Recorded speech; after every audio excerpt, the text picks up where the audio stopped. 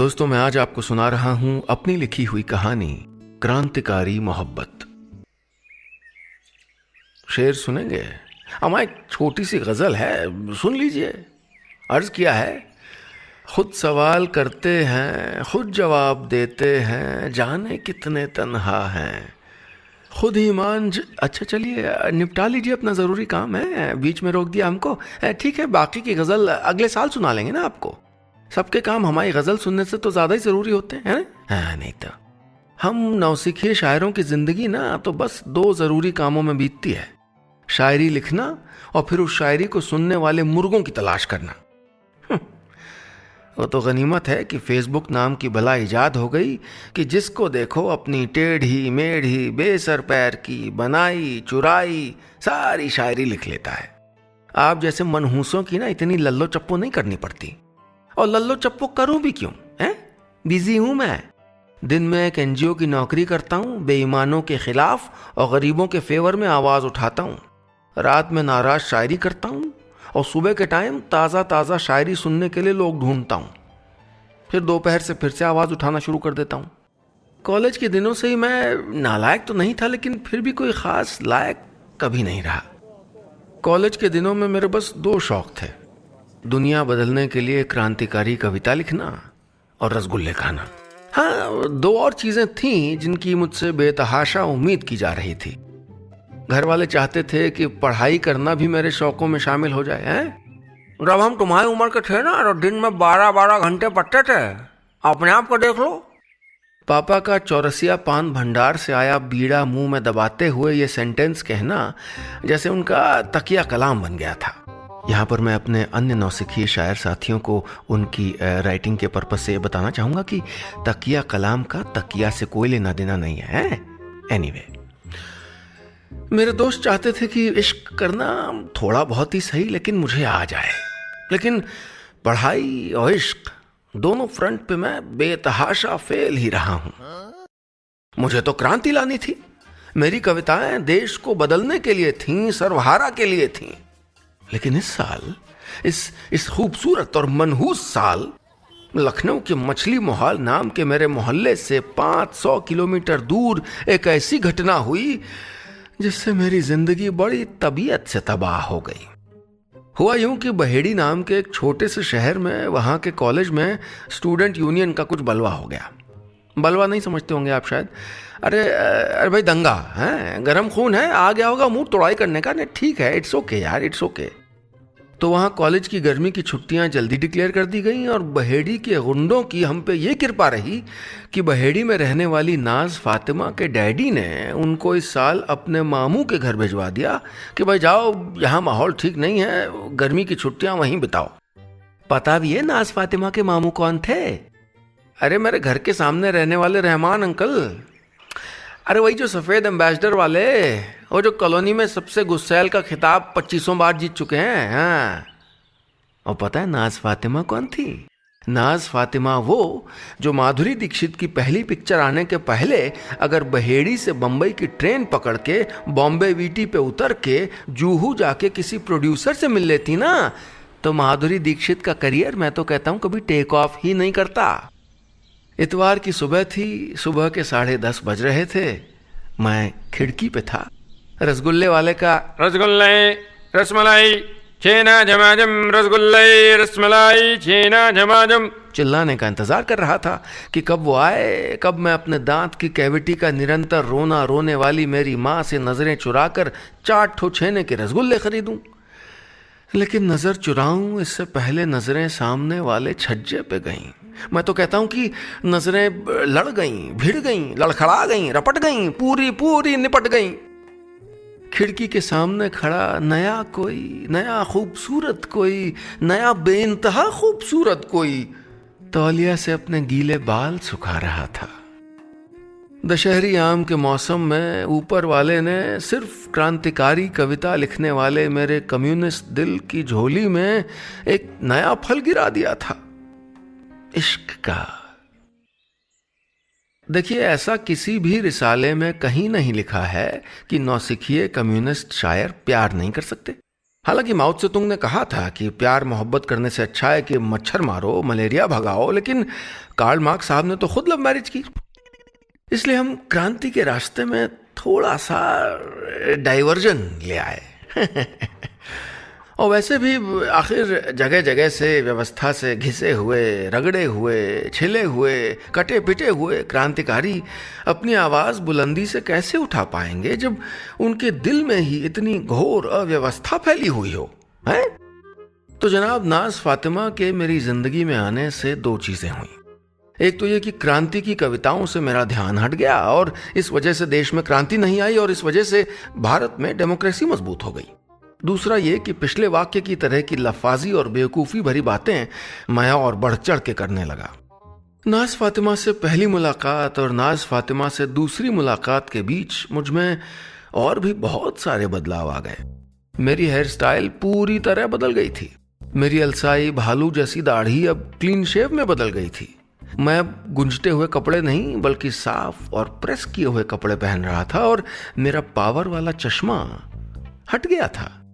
नहीं, इन दो मुलाकातों के बीच कोई बरसों का फासला नहीं था। दूसरी मुलाकात सिर्फ 3 घंटे बाद ही हो गई थी। मैंने 2020 की रफ्तार से अपना जो मेकओवर किया था ना, उसे देखकर तो मेकओवर वाले टीवी रियलिटी शो बनाने वालों का बीपी लो हो जाए। और ऐसा नहीं था कि सिर्फ शायर साहब जीन्स बदल के आए थे, हैं? 3 घंटे बाद जब मोहतरमा सामने अवतरित हुई तो वो बाकायदा हमारे घर पे थी। रहमान अंकल के यहाँ से लाई मिठाई एक प्लेट में मेरी माँ को पेश कर रही थीं, मुस्कुरा रही थीं, अपने घर में पैदा हुए नए नए गोल मटोल भतीजे का बखान करते हुए टेढ़ी हुई जा रही थीं। और भगवान कसम खा के कहता हूँ कि मैं श्योर हूँ कि बीच बीच में पलट पलट के मुझे देख रही थीं। आई थिंक देख रही थीं। बाल खुले थे, सलवार सूट नया था और आंखों में काजल था। ओह सॉरी, आजकल काजल नहीं आईलाइनर कहना होता है वरना आप डाउन मार्केट हो जाते हैं। आजकल टॉप्स नहीं ईयर रिंग कहना होता है वरना आप डाउन मार्केट हो जाते हैं। और आजकल फ्रॉक नहीं स्कर्ट कहना होता है वरना आप डाउन मार्केट हो जाते हैं। एनीवे, अगले कुछ दिनों में उनके ताज़े ताज़े गोल मटोल भतीजे को खिलाने, झुलाने, खुद पे सूसू पॉटी करवाने, उसे गोद में लेते हुए उंगलियां छू जाने के बाद हमको लगने लगा था कि हमने खामोशी के लिफाफे में जो नज़रों नज़रों वाला ख़त उनको भेजा था वो बैरंग नहीं था। उसे मोहब्बत के पोस्ट मास्टर जनरल साहब ने बाकायदा एक्सेप्ट भी किया था और सही पते पे पहुंचा भी दिया था।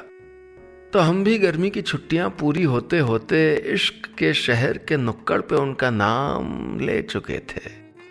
आज वो और हम पहली बार आमने सामने करीब उनके घर की छत पे खड़े थे। हालांकि उसमें सुना है मैक्सिमम 250 ही आ सकते हैं, लेकिन दुनिया के लाखों लाखों आशिकों का अगर कोई व्हाट्सएप ग्रुप होता तो हमने लिख दिया होता एवरीथिंग इज जस्ट राइट, यानी परिस्थितियां पूरी तरह अनुकूल हैं, यानी बहुत कूल हैं, और एक थम्स अप का आइकॉन और शायद एक स्माइली बना दी होती। परिस्थितियां सचमुच बहुत कूल और अनुकूल थीं।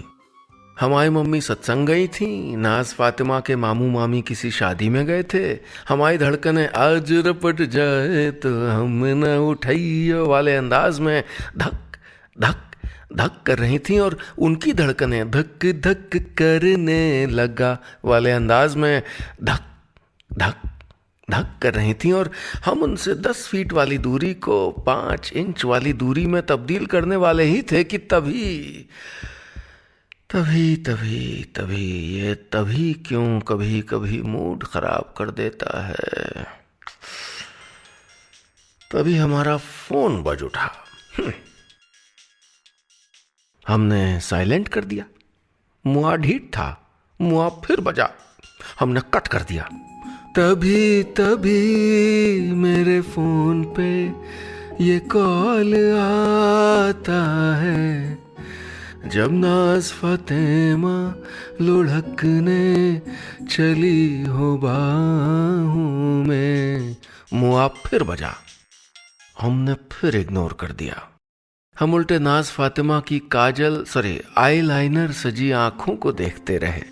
मुआ फोन फिर बजा, इस बार उठाना पड़ा, नहीं तो लग रहा था कि ये कमबख्त फोन चोरी से जेब की दीवार चढ़ के, जेब की मुंडेर से छलांग मार के, कान के पास पहुंच के वहीं दोनों हाथों से कान की दीवार पकड़ के तब तक हाँफते हुए लटका नहीं रहेगा जब तक हम फोन उठा न लें। हेलो बिट्टू, कहाँ भाई तू? सर कब से पूछ रहे हैं। एक तो ना जब ऑफिशियल काम से कॉल करके कोई बिट्टू कहता है ना तो बाय गॉड ऐसा माथा गर्म होता है ना कि मतलब उसको कितने कंटाप रसीद कर दें, हॉकी से सूते उसको कंबल उड़ा के है। नहीं तो ऊपर से मैंने स्थितियां, सरकमस्टांसेस देख रहे थे आप, है मैंने 2 मिनट में क्या हो सकता था, है मैंने बातचीत आओ क्या क्या क्या क्या डर्टी माइंड लिए घूम रहे हैं आप बिट्टू। ढीठ फोन से ढीठ ऑफिस कलीग की ढीठ आवाज फिर छत पे गूंजी। भाई मीटिंग में करता हूं वापस कॉल हो, मैंने धीमे से बुदबुदा के कहा। भाई नगर निगम पे धरना है, सर कह रहे तू हमेशा एंड टाइम पे कहां भाग जाता है। प्रेम पाश में पंजीकृत होते होते हमारे दफ्तर को यानी हमारे एनजीओ को हमारी याद आ गई थी। हमें देश बदलने जाना था। हमें लेबर यूनियन की ओर से सफाई कर्मचारियों की, टेम्पररी वर्कर्स की लड़ाई लड़नी थी। थोड़ी देर बाद हम नगर निगम के कंपाउंड के अंदर, अरे अध्यक्ष की गाड़ी जहां पार्क होती थी ना, ठीक वहीं पोर्च पे जोर जोर से नारे लगा रहे थे। अब मजदूरी का भत्ता लेंगे, दिल्ली और कलकत्ता लेंगे। ये वाला मैंने नहीं लिखा था, मैं शायर था, कॉपीराइटर नहीं। हाँ नहीं तो जंजीरें ये तोड़ डालेंगे, कह दो बड़े हजूरों से, सदियों की आज़ादी लेंगे, सदियों के दस्तूरों से। ये एक और तरफ से नारा आया था जो मैंने लिखा था, लेकिन सही बताऊं तो मजदूरों का भत्ता लेंगे वाला ही जरा पॉपुलर ज्यादा चल रहा था। हम मजदूरों के हक की लड़ाई लड़ रहे थे और सामने गुस्से में खड़े थे नगर निगम के अध्यक्ष, और उनके बगल में थे तमतमाया चेहरा लिए सीधे मुझको देखते हुए नगर निगम के उपाध्यक्ष रहमान अंकल, यानी नाज फातिमा के मामू, यानी लव स्टोरी का सत्यानाश। दोस्तों, इश्क के शहर में जब मासूम राहगीर पहले प्यार में पड़ के नया नया पहुंचता है तो आदत डालते डालते डलती है। कोई भावनाओं का, इमोशंस का स्वेटर नहीं लाया होता है, हैं? कोई धैर्य के जूते लाना भूल गया होता है, कोई अक्ल की टोपी घर पे भूल आया होता है। अच्छा, इश्क के शहर में मौसम बड़ी तेजी से बदलते हैं।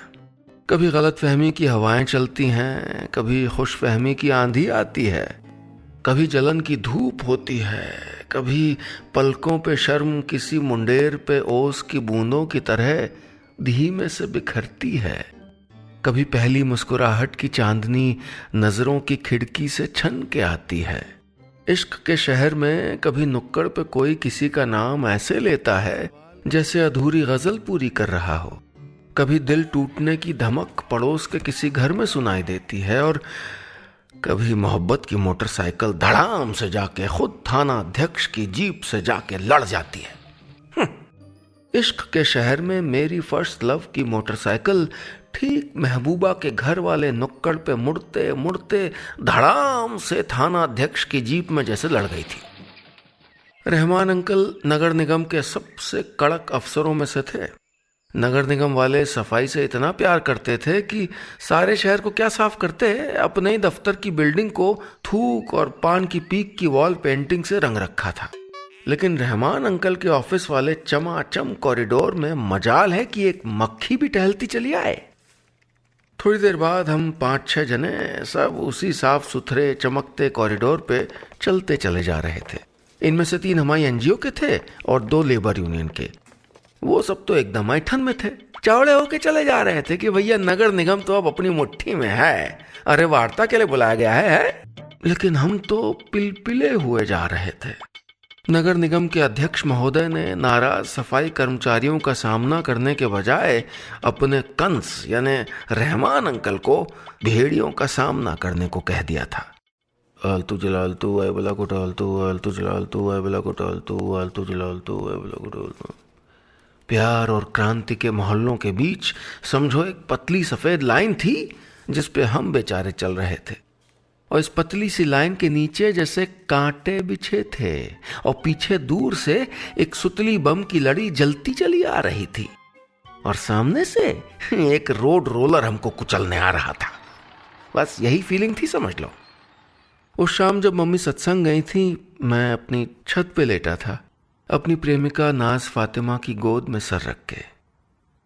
नाज मेरे 24 घंटे से शैम्पू न किए गए बालों में अपनी हाल में ही मैनिक्योर की हुई उंगलियां फिरा रही थी। मैं उसकी गोद में लेटे लेटे कभी नाज फातिमा का चेहरा देख रहा था, कभी आसमान में उड़ते अपने अपने ऑफिस से लौटते हुए परिंदे देख रहा था। उस बूंदी के लड्डू की सी हल्की सुर्खी लिए हुए शाम एक लवर और दूसरे लवर के बीच में जो बातें हुई थी ना, बाय गॉड की कसम, इश्क के इतिहास में आज तक इतनी गहरी बातें नहीं हुई होंगी। कितना पैसा बढ़ाना चाह रहे हैं सफाई कर्मचारी? नाज ने पूछा। अरे हमारी मांग है कि उनको रेगुलराइज किया जाए, सरकारी नौकरी दी जाए, जायज़ है। मैंने नाज की गोद में लेटे लेटे कहा। नाज का हाथ मेरे बालों की गलियों के बीच कहीं रुक गया। नहीं, ऐसे कैसे हो सकता? धेला भर का काम नहीं करते हैं और परमानेंट भी होना है। शहर की हालत देखी तुमने, कितने मच्छर घूम रहे हैं। नाज बोली, ये गलत डिमांड तुम क्यों सपोर्ट कर रहे हो बिट्टू? रहमान अंकल को पता चलेगा तो आगे की बात तो बढ़ने से रही। अब्बू सिर्फ उनकी सुनते हैं पूरे खानदान में, और शादी के मामले में तो उन्होंने एक चीज नेगेटिव बोल दी ना तुम्हारे बारे में तो समझ लो मच्छर मारते रहना बस। नाज उठी, मेरे सर को बेरुखी से उठाकर लेफ्ट साइड में रखा और चली गई। इश्क और क्रांति के बीच में मैं तन्हा खड़ा था। मुझे एक को चुनना था, या कार्ल मार्क्स या माओ त्से तुंग। ये कैसा इम्तिहान ले रहे थे तुम लोग कॉमरेड? सफाई कर्मचारियों की मांगों के बारे में बात करने के लिए हुई पहली मीटिंग तो विफल रही थी, इतनी अनसक्सेसफुल कि मैं आपसे जिक्र तक नहीं करना चाह रहा था, लेकिन सुना किसी पेपर में खबर भी आ गई है। अरे हुआ यही था कि रहमान साहब ने हम सब के लिए चाय मंगवाई तो थी, लेकिन चाय आए इससे पहले ही उन्होंने हमारी बात सुन के हमको बेदखल कर दिया था। बोले थे हमारे पास उनके सवालों के जवाब ही नहीं थे। मैं कमरे में घुसते घुसते भी इस खुशफहमी में था कि रहमान अंकल ने शायद मुझको पहचाना नहीं होगा। अरे आखिर तनी हुई गर्दन और सधी हुई गुस्से में सामने देखती हुई निगाहें हम जैसे गली के अंटर पंटर को कहाँ देख पाती होंगी, हैं? लेकिन पहली ही मीटिंग में उन्होंने मुझको जिस निगाह से देखा था, उसके बाद मुझे कोई शक नहीं रह गया था कि इस कमरे में कसाई कौन था और मुर्गा कौन। ऊपर से तुर्रा ये कि मुर्गा जिन लोगों के साथ आया था वो हक की बात कर रहे थे, सफाई कर्मचारियों के लिए नौकरी मांग रहे थे, और ये लेन देन भी कर रहे थे कि नौकरी अगर अभी सरकार देने की स्थिति में नहीं थी तो उनके अलावेंस से लेकर छुट्टियों तक सब में बढ़ोतरी कर दी जाए। मीटिंग चल रही थी, मेरे साथी अपना पहले से रटा रटाया बक रहे थे, लेकिन रहमान अंकल की निगाहें किसी शातिर और क्रूर बिल्ली की तरह बीच बीच में मेरी ओर जा रही थीं, और मेरी निगाहें किसी फिसड्डी और लिबलिब चूहे की तरह इधर से उधर फुदक रही थीं। कभी पेपर वेट पे, कभी एस्ट्रे के पास, कभी फाइलों के गट्ठर के साइड में, कभी दीवार पे लगी पेंटिंग पर, कभी खिड़की की चिटखानी पर। अब जबकि मेरे आंदोलन और मेरी मोहब्बत दोनों की चाबी इन्हीं रहमान अंकल के पास थी, तो मैं सोच रहा था कि क्या मेरे और उनके इतिहास में ऐसे कोई वाक़ये थे जिनका असर मेरे वर्तमान पे पड़ सकता था। क्या पप्पी दीदी की शादी में मैंने कॉफ़ी काउंटर पे पहुंचते पहुंचते उनको गलती से या जानबूझ के कोहनी मारी थी? क्या नगमा खाला के बर्थडे पर मुझे नाज फातिमा को फ्रिज के साइड में टेढ़ी नज़रों से देखते हुए उन्होंने देख लिया था? या फिर क्या उनको ये खल गया था कि मैंने उनको पार्क में बर्थडे विश नहीं किया था जब मम्मी ने बढ़ चढ़ के फेसबुक का नोटिफिकेशन देख के उनको जोर से बधाई दी थी? सुनने में आया था कि रहमान अंकल ने अपने घर में डिनर टेबल पे बैठे बैठे नाज फातिमा से पूछा था मेरे बारे में। उन्होंने क्या पूछा, हमारी गर्लफ्रेंड ने क्या जवाब दिया, ये तो पता नहीं, लेकिन इश्क का मौसम खराब था, इसका अंदाजा नाज फातिमा और मेरी मीटिंगों में चलती सर्द हवाओं से लगने लगा था। बगल में अभी बैठती थी, लेकिन दूरी हमें लगता है कि आधा फुट बढ़ गई थी। आई लव यू कहती थी, लेकिन ठंडा।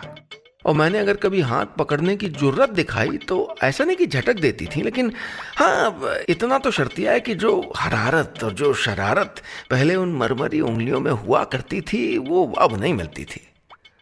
क्या ये सब सफाई कर्मचारियों वाले आंदोलन के कारण हो रहा था? मेरी मोहब्बत का अगला सबसे बड़ा माइलस्टोन, मील का पत्थर था रुखसाना आपा का वलीमा, जिसका मैं और नाज फातिमा महीनों से इंतजार कर रहे थे।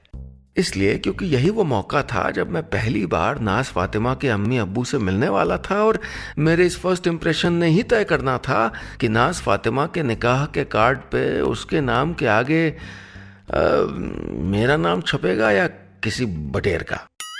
क्या मुझे रुखसाना आपा के वलीमे में अब भी इनविटेशन मिलेगा? क्या उस दिन के लिए जो नेहरू जैकेट उसने मुझसे 2 महीने पहले खरीदवाई थी, उसमें नाज फातिमा अब भी मरून रुमाल खोसेगी? मैं बस इसी उधेड़बुन में रहता था, और इसी फिक्र और उधेड़बुन के माहौल में एक दिन वो हुआ जिसकी मैं कल्पना तक नहीं कर सकता था। अपने मामा रहमान अंकल की ओर से नाज फातिमा, मेरी गर्लफ्रेंड नाज फातिमा, मुझसे हड़ताल खत्म करने के लिए एक डील करने आई थी। देखिए, हम नौसिखिए शायर के अलावा आशिक भी नौसिखिए थे, यह हमको पता था।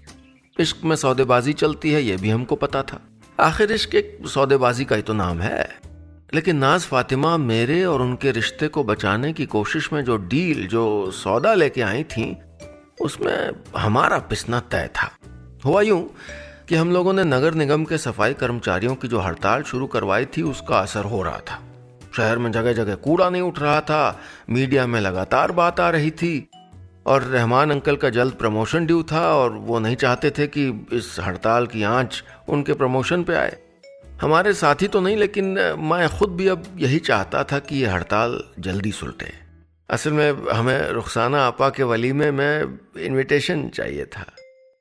तो शुरू में तो रुखसाना का इस तरह डील लेके आना थोड़ा पिंच कर गया हमको, हम फील कर गए। लेकिन हम भी जानते थे कि ये डील वो मामू नहीं, मोहब्बत के लिए कर रही है। सफाई कर्मचारियों के रेगुलराइज होने का कोई चांस नहीं है बिट्टू। डेली भत्ता 20 रुपये बढ़ा सकते हैं मामू, बस। कह रहे हैं कर्मचारियों के दस्ताने तक खरीदने के पैसे नहीं हैं, इससे ज़्यादा नहीं हो पाएगा। और छुट्टियां बढ़ाने का प्रस्ताव भेजेंगे डिपार्टमेंट को। शर्ट अच्छी लग रही तुम्हें। नाज फातिमा ने अपने बालों को अपने दाहिने कान के ऊपर से हटाते हुए नई झुमकियां जानबूझ के दिखाते हुए कहा। सफाई कर्मचारियों की हड़ताल के कारण हमारे रिश्ते में कई दिनों की तनातनी के बाद आज पहली बार लग रहा था कि जैसे हस्बैंड वाइफ कोई फैमिली प्रॉब्लम सॉल्व करने की कोशिश कर रहे थे। कल रात घर पे सब बैठ के रुखसाना आपा की शादी के कार्ड लिख रहे थे।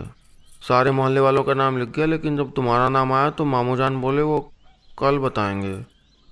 नाज फातिमा ने मेरी ओर कुछ खुफिया तरीके से देखा, लेकिन उसूलों से समझौता भी मुश्किल था भाई। नाज 20 रुपए में कैसे होगा भाई, हैं? महंगाई कितनी बढ़ गई है। पिछली बार पता है 10 साल पहले बढ़े थे सफाई कर्मचारियों के भत्ते। मैं जानता हूं कि शायद 2 लवर्स के बीच में एक रोमांटिक कॉन्वर्सेशन में भत्ते शब्द का इस्तेमाल दोनों तरफ से पहली बार हुआ था, लेकिन हम मजबूर थे। बिट्टू, हर चीज पे हम स्ट्राइक नहीं कर सकते ना। नाज देखो, अगर ये एक प्रोफेशनल डिस्कशन है तो मुझको तुम बिट्टू कह के मत एड्रेस करो प्लीज। मैं सड़ के बोला। हक भीख में नहीं मिलता है, उसको छीन के लेना पड़ता है। मेरे मन के किसी कोने में कार्ल मार्क्स, लेनिन और माओ त्से तुंग एक साथ अगल बगल खड़े होकर मुस्कुराती हुई मुद्रा में मुझे आशीर्वाद दे रहे थे। लेकिन रुखसाना आपा के वलीमे का इनविटेशन कार्ड छीन के नहीं मिलेगा। मेरे मम्मी पापा से मिलना है तुमको कि नहीं? नेहरू जैकेट पहननी है तुमको कि नहीं? और आज रहमान अंकल को हरा लोगे, आगे क्या होगा? एक ही खानदान में कैसे रहोगे ऐसे बैठ करके? और अगले मोमेंट में नाज फातिमा ने जो किया वो मैं कभी भुला नहीं पाऊंगा। उसने अपने पीले बैग में हाथ डाला और रुखसाना आपा के वलीमे का एक इनविटेशन कार्ड निकाला। उस पे कोई नाम नहीं था। मेरा नाम उस पे लिखे जाने का इंतजार कर रहा था। ये वो कार्ड था जो मेरे फ्यूचर का पासपोर्ट था, मेरी शादी का लाइसेंस था, अपने होने वाले सास ससुर से मिलने का वो टिकट था, जिसको लेके मैं दावत में उनके बगल में बैठ के उनको हेलो अंकल कह के इम्प्रेस कर सकता था। नाज फातिमा ने अपना अगला दांव खेला। उसने उसी पीले बैग की एक पॉकेट से पेन निकाला। बोलो, लिख दूं कार्ड पे तुम्हारा नाम? मान जाओ ना बिट्टू। यही वो लम्हा था जब मेरी जिंदगी का फैसला होना था। मैं दिल के हाथों हार गया था। मैंने कांपते हुए अपना हाथ उस कार्ड की ओर बढ़ाया और उसे वापस नाज फातिमा के बैग में खोस दिया। नाज तुम्हारा मामा शकुनी है, मैं तो कहता हूं कंस है। उसको ये गेम खेलने नहीं दूंगा मैं। तुम्हारे कंधे से बंदूक चला रहा है, उसे मैं अपने रिश्ते को तोड़ने नहीं दूंगा, समझी तुम?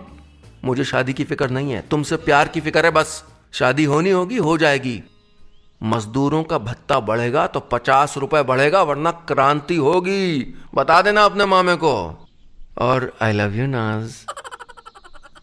कल यहीं वेट करूंगा तुम्हारा। चल ना, नई शुरुआत करते हैं।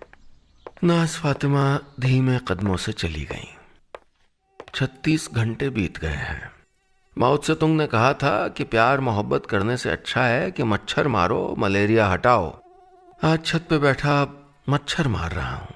और इससे पहले कि आप मेरे लिए सिंपैथी जताने के लिए शब्द जुटाएं, आपको बता दूं कि छत से दिख रहा है कि नाज फातिमा लाल सूट पहने मुझसे मिलने आ रही हैं।